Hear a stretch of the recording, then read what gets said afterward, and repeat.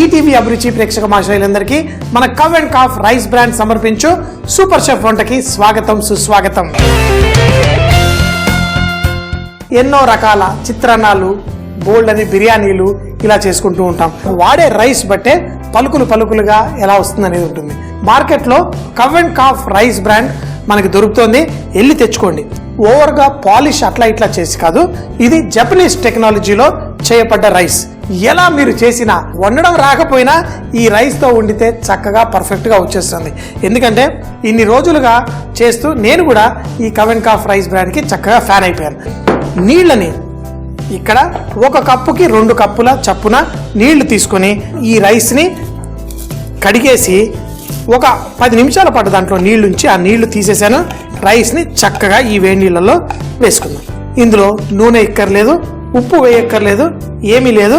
కేవలం ఈ రైస్ వేసిన తర్వాత ఒక్కసారి లైట్గా కలిపేద్దాం, మరోసారి ఇంకా కలపక్కర్లేదు, మూత పెట్టేద్దాం. ఇప్పుడు ఈ రైస్ మొదట ఒక 2-3 నిమిషాలు కొంచెం ఎక్కువ మంట పెట్టి తర్వాత తగ్గించి ఈ రైస్ చక్కగా పలుకులుగా అయ్యేంత వరకు కుక్ చేసేసుకుందాం. దీన్ని ఇటు పక్క పెట్టేసుకుందాం. ఈరోజు చేయబోయే చిత్రాన్నం ఏంటి? వంకాయ కాకరకాయ తోటి చక్కగా పులావ్.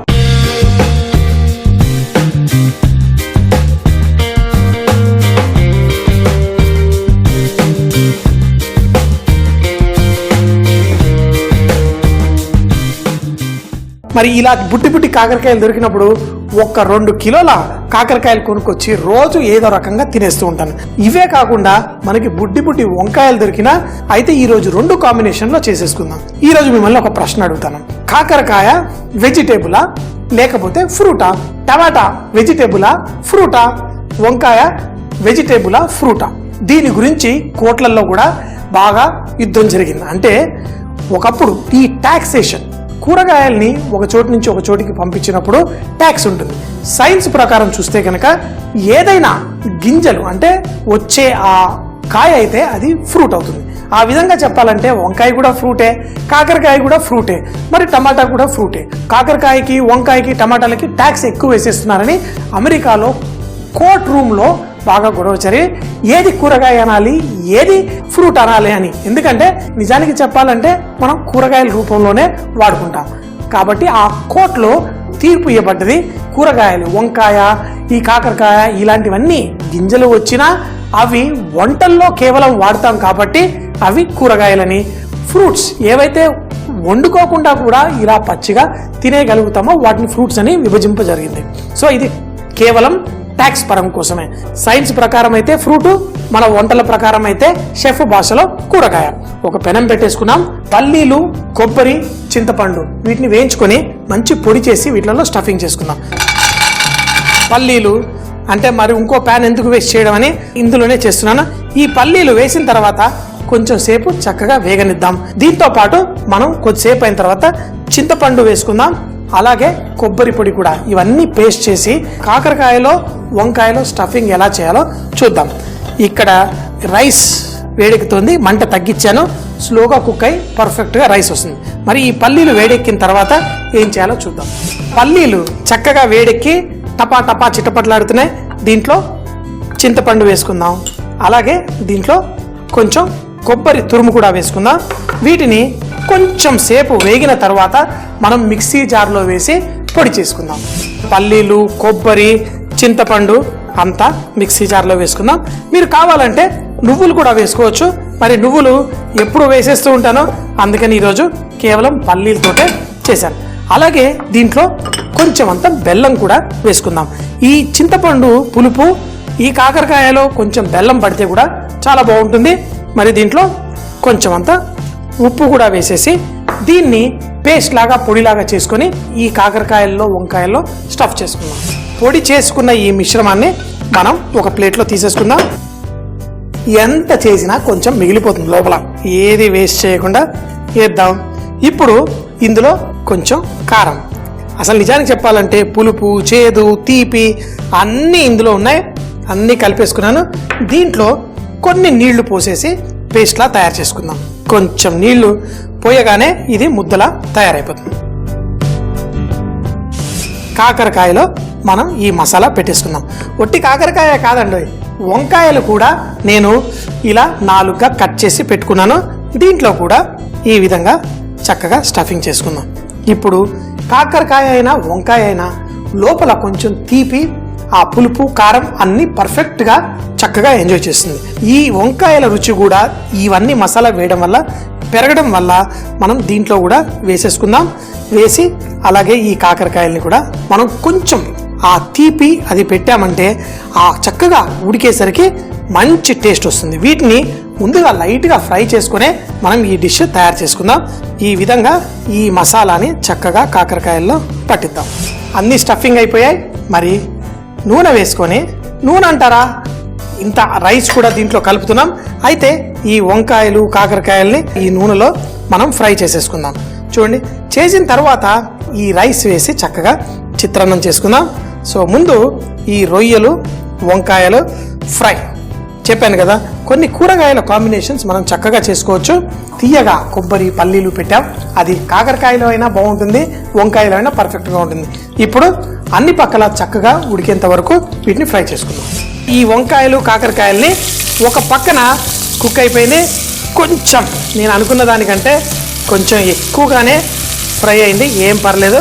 మరో పక్కకి ఈ విధంగా ఫ్రై చేసుకుందాం. మరి కొంచెం సేపు మూత పెట్టి తక్కువ మంటలో లైట్గా కుక్ చేసుకుందాం. నూనె బాగా వేడిగా ఉంది. కొంచెం కలర్ వచ్చినా కాకరకాయ కొంచెం అంటే కొంచెం ఎక్కువగా ఫ్రై అయినా కాకరకాయ వంకాయలో ఏ ప్రాబ్లం ఉండదు. కొన్ని కూరగాయలు ఉంటాయి, అవి కొంచెం అన్నా నల్లగా అయినా అవి తినలేము, ఆ మాడి వాసన వస్తుంది. వంకాయ చూడండి, బెండకాయ చూడండి, కాకరకాయ, వీటిని బాగా కాల్చి కూడా మనం పెరుగులో మజ్జిగ చారులో చక్కగా ఎంజాయ్ చేయొచ్చు. ఇవి మరొక 2-3 నిమిషాల తర్వాత తీసేసి పులావ్ ప్రాసెస్ స్టార్ట్ చేసేద్దాం. కాకరకాయలు వంకాయలు అన్నీ పర్ఫెక్ట్. ఈ మసాలా కూడా కొంచెం ఉన్నది, ఏం పర్లేదు, చక్కగా ఉంది. ఇప్పుడు దీంట్లోనే మనం చక్కగా మిగతావన్నీ వేసి మనం తయారు చేసుకుందాం. ఈ కాకరకాయ గింజలు ఏవైతే ఉన్నాయో వాటిని వేసేసుకుందాం. దీన్ని చక్కగా లైట్గా బంగారు రంగు వచ్చేంత వరకు వేయించుకుందాం. ఇందులో మీకు కావలసిన మసాలాలు, ఇది కొంచెం అంతా ఎక్కని స్టైల్ అనమాట. అంటే మనం ఆ పెరుగు వేసేసి చేసుకుంటాం. ఎటువంటి పులావులు వాటిల్లో కొంచెం బ్రౌన్ చేసుకున్న ఉల్లిపాయలు వేసుకుంటే మంచి టేస్ట్ వస్తుంది. కొంచెం కొత్తిమీర చాలు. మూత పెట్టు. 3 నిమిషాల తర్వాత స్టవ్ కట్టాయి, 5 నిమిషాల తర్వాత టాస్ చేయి. పర్ఫెక్ట్గా టేస్టీగా రెడీ.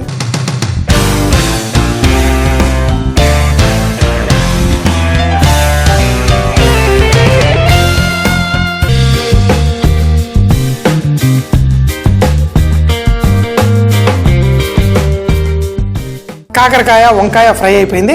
మంచి పులావ్లో మంచి సువాసన కావాల్సినవి అన్నీ వేసేసుకుందాం ఇలా.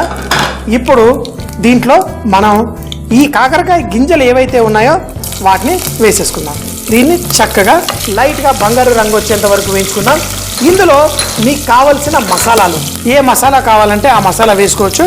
కాకరకాయ గింజలు కూడా భలే, మరీ ముదరకపోతే అవి కొన్నిసార్లు టపా టపా టపా అని పగులుతుంటాయి. కానీ కొంచెం క్రిస్పీగా అయిన కాకరకాయ గింజలు మంచి స్వీట్ ఫ్లేవర్తో ఈ రైస్తో పాటు ఎంజాయ్ చేద్దాం. ముందుగా దీంట్లో కావలసిన మసాలా అంతా వేసుకుందాం. కాకరకాయ కొంచెం వేగిపోయింది. ఇందులో మళ్ళీ మనం అల్లం వెల్లుల్లి ముద్ద, పెరుగు, దీంట్లో మనకు కావాల్సినవి అన్నీ వేసుకోండి. కొంచెం పసుపు, కారపొడి, ధనియాల పొడి, కొంచెం జీలకర్ర పొడి, అన్నీ, కొంచెం గరం మసాలా అన్నీ వేసి దీంట్లో మన పుదీనాకు, కొత్తిమీర, ఇది కొంచెం అంతా ఎక్కని స్టైల్ అనమాట. అంటే మనం ఆ పెరుగు వేసేసి చేసుకుంటాం. దీంట్లో ఉప్పు మాత్రం కొంచెం జాగ్రత్తగా ఉండండి, మరీ ఎక్కువ వేసారనుకోండి బాగోదు. సో అన్నానికి తగ్గట్టు మనం ఇందులో ఉప్పు వేసేసుకుందాం.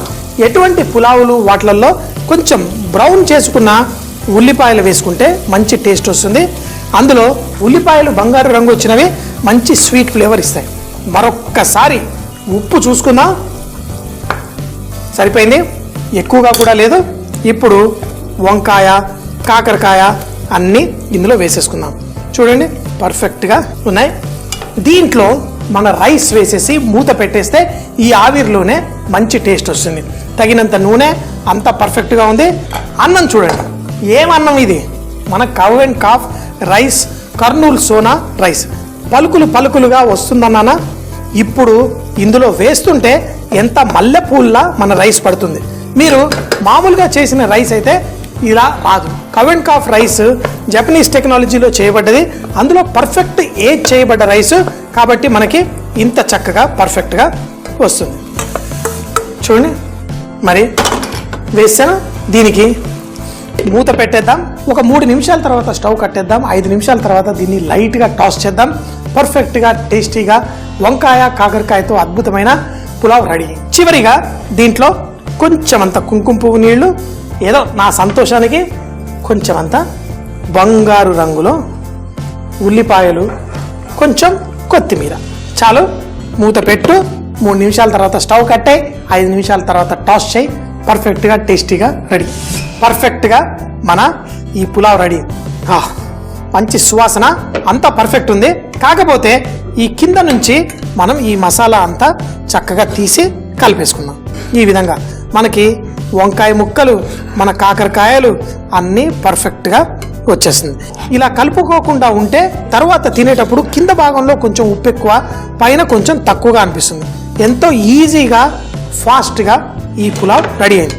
వడ్డించుకొని చూడండి ఎంత చక్కగా మెరుస్తూ మెరుస్తూ మన రైసు, దాంట్లో వంకాయ ముక్క, కాకరకాయలు అన్నీ ఎంతో పర్ఫెక్ట్గా. ఇలా రకరకాల పులావులు చూడ్డానికి బిర్యానీలా ఎంతో మంచిగా అద్భుతంగా ఉంది. సో మరి టేస్ట్ చేసేద్దామా? దీన్ని చక్కగా పరిపూర్ణంగా ఫుల్గా ఎంజాయ్ చేద్దాం. ఈ మసాలా కూడా మంచి టేస్టీ బుడ్డి బుడ్డిగా చేసుకున్న ఈ వంకాయ వీటన్నిటిని కూడా రైతాతో పాటు కొంచెం చక్కగా ఎంజాయ్ చేసేయచ్చు.